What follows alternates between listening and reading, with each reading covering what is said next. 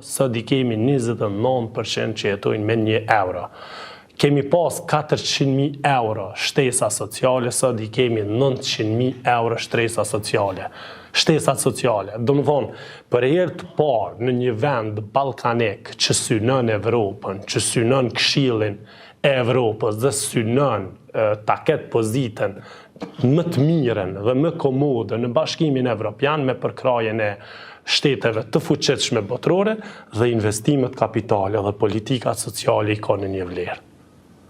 Ku këto dyja nuk japin impakt, sepse ti kesh vetëm 900 milion investimet kapitale dhe ti shikosh shtrirjet buxhetore për ato është me të vërtet shumë e dhëmshme kur e dim. Prej 788.3 milion për komuna, apo 22% buxhetit, 105 milion i ka vetëm në Gjilan, po Dujev, Kamenica dhe Shtime.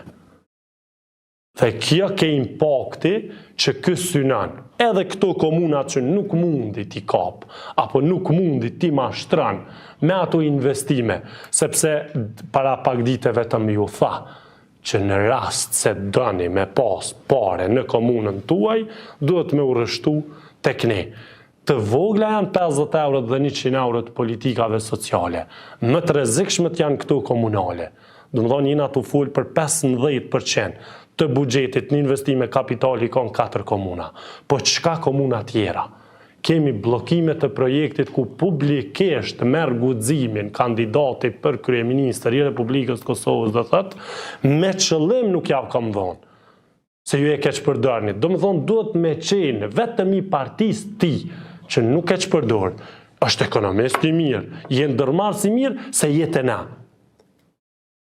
E kupton? Do më 15% buxhetit dhe po presim a bën shkelje kushtetute. Po ky ka target ato. Krizat ky ka target, sepse ka ardhur mes krizave dhe mes stimulimeve populliste, ka mbajt pushtetin mes krizave dhe stimulimeve populliste dhe po e mbyll karrierën, po e mbyll një rang 5 vjeçar, sepse unë këmë thonë, kjo është në gjendje 10 vjet me nejt ushtrues detyre. Pak i intereson buxheti, a shkojnë 3 herë në zgjedhje, 2 herë në zgjedhje, 4 herë në zgjedhje. Me qëllim e kalon që Kosova me mbet pa buxhet, që detyrimisht me detyru edhe partitë opozitare që t'ja votojnë një parti, një pushtet ti për hir të buxhetit. Në prill u votu Albulena Agjiu. As ke problem buxheti RTK-s? 54 herë dështim? As ke problem Keku? As ke problem Trepça? A nuk ke problem votimi buxhetit? Po ta voton të atëherë, në mirë kuptimin, e një deputeti me alternativë të pajtueshme, ne nuk, ky sot do t'i kishte edhe 8 muaj në pushtet, nëse do donte. Po kjo do t'a shtynë edhe 5 vjetësh në gjendje, vetëm tjetë ushtrues detyre. A ka bo shkelje, këto janë target i ti. Dhe kjo është fatkeqësisht edhe një politik që na ka përcjell qysh nga mas lufta. Gjithmonë afër zgjedhjeve, të gjithë kryeministrat, të gjithë ata që kanë qenë pushtet, e kanë shfrytzu. Po jo duke ushtru edhe detyrën e ministrit, duke shfrytzu edhe të kryeministrit, duke shfrytzu edhe deputetit. Do më thonën, ne kemi sot një person që mon 3 pozitat punës, 2 pozitat punës. Do më thonën, është edhe nën kryetar, edhe deputet, edhe minister.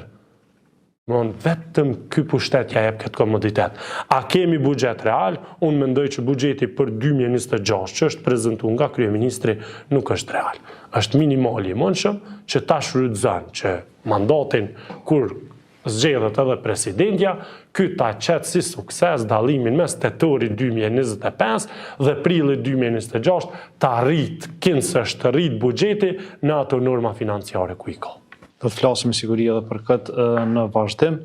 Zotëri Jakaj, ligji për qeverinë vendos kufizime për qeverinë në detyrë. A kishte kompetencë kjo qeveri që të miratonte vendime me pasojat mëdha financiare e strukturore në javën e fundit? Atëherë nuk ka pasur të drejtë qeveria në detyrë të miratoj një ligj për ndarjet buxhetore, sepse kur është miratu njëri ndër ligjet më vitale në kuptimin e qeverisjes së mirë, është pra ky ligji për qeverinë, i cili në vitin 2022 i ka përcaktuar edhe kufizimet në rastin e qeverisë në detyrë.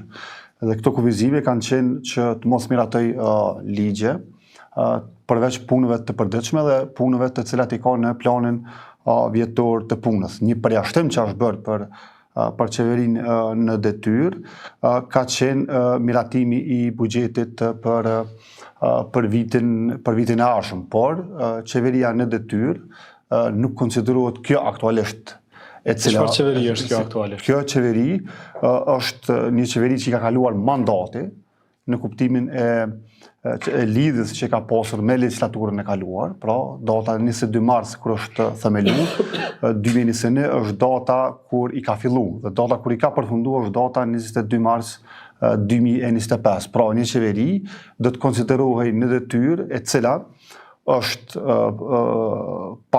qeveri në detyrë pas shpërndarjes, pas dhënies së dorëheqjes së kryeministrit ose pas votimit të suksesshëm të mosbesimit të qeverisë. Ta them, nëse qeveria do të miratonte buxhet para datës 22 mars 2021, atëherë ai ligj do të ishte ligj i cili do të aplikohej në vitin 2026, por vetëm duke mos prekur dhe duke mos bërë politika të reja.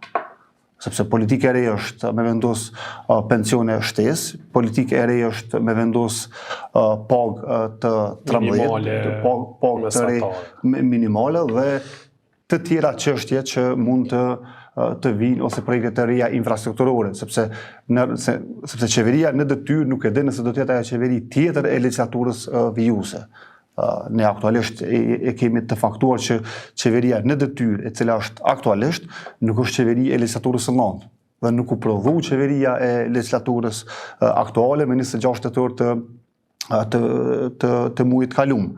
Dhe për këtë arsye këto vendime nuk janë në përputhje me ligjin për qeverinë dhe në përputhje me aktgjykimin e Gjykatës Supreme për cilën po besoj që flasim më vonë, sepse aktualisht në qeveri të Kosovës, në zyrët të kryeministrit, ka deputet që kanë miratuar buxhetin dhe jo kryeministër në detyrë dhe ministra në detyrë të kësaj qeverie.